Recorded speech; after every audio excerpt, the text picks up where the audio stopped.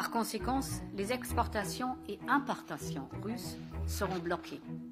Ces deux éléments combinés ont eu un impact immédiat et très puissant sur le secteur qui a été très fortement déstabilisé et ça a entraîné des réactions des agents économiques qui ont aggravé le problème. La population russe, justement, est presque coupée du monde, une conséquence voulue des sanctions internationales. Certains voient leur économie considérablement diminuer avec la chute du rouble, la monnaie russe. On n'a jamais vu des sanctions ciblées contre un pays membre du G20 et un pays qui est tellement important à niveau d'énergie aussi. Donc, à cet égard, c'est sans précédent. L'autre objectif, c'est de déstabiliser Poutine de l'intérieur. L'Europe rend la vie impossible aux oligarques, des entrepreneurs très puissants en Russie, en saisissant leurs biens et en les empêchant de voyager. Le gouvernement français a annoncé la saisie d'un yacht dans le sud de la France. Le problème, c'est que ce n'est pas très efficace. Là où l'idée était de retourner les citoyens contre Poutine, la propagande russe et le sentiment d'être assiégé ont plutôt comme effet de renforcer l'adhésion au pouvoir. Sa cote de popularité explose. Et quant au rouble, qui avait connu une forte baisse en début de crise, il est aujourd'hui remonté plus haut qu'avant l'invasion. Alors que s'est-il passé? Dès le début des sanctions, la Russie a mis en place des mesures drastiques au niveau de son économie. Elle a empêché les citoyens d'avoir accès à leurs avoirs dans des devises étrangères et les entreprises ont été forcées de rapatrier 80% de leurs devises et de les échanger en roubles. Ces deux éléments-là ont été très rapides, efficaces. Il a fallu également augmenter très fortement les taux d'intérêt à 20%. Ça consiste quand même à restreindre les libertés des citoyens russes. Et avec ces trois éléments-là, eh bien, le rouble s'est stabilisé.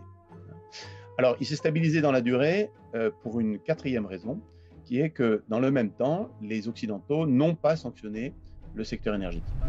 Le secteur énergétique, c'est un petit peu l'éléphant dans la pièce depuis le début du conflit. Et c'est normal, 25% du pétrole consommé en Europe vient de Russie. Et pour le gaz, c'est près de 50%. On en dépend énormément et chaque jour, c'est plus d'un demi-milliard de dollars que l'Europe paye à la Russie. Un flux d'argent gigantesque qui représente près de la moitié des exportations russes. Le Conseil européen a pu s'accorder. Le 30 mai 2022, les dirigeants européens s'accordent sur un 6e paquet de sanctions excluant près de 90% du pétrole russe d'ici la fin 2022. Une mesure historique mais qui a eu du mal à aboutir. Certains pays sont beaucoup plus dépendants que d'autres et l'Union risque à chaque instant de se fracturer.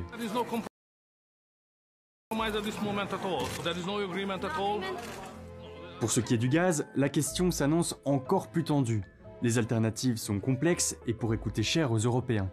On parle de changer complètement les usines, de changer les modes de fonctionnement. Si on parle de gaz, on parle d'arrêter un gazoduc. Donc on parle d'infrastructure. Du jour où on signe des contrats à 20 ans avec le Qatar, on ne va pas rechanger d'avis dans 2 ans en disant « Ah, finalement, Vladimir, on revient, on voudrait bien racheter votre gaz ». Le problème, c'est qu'il est aussi possible que cette mesure soit trop puissante et qu'en y allant trop fort, on perde la capacité de dialoguer avec Poutine. Il faut donc être prudent, puisqu'aujourd'hui, personne n'est capable de prédire les conséquences de cette décision. Il est impossible de prédire, à partir d'un niveau d'efficacité économique des sanctions, le niveau d'efficacité politique, parce qu'il y a beaucoup trop d'inconnus sur les conséquences de cette déflagration. Même si l'Europe semble aujourd'hui dans une impasse, les sanctions ne sont pas inutiles pour autant. La Russie souffre et les dégâts à long terme seront considérables.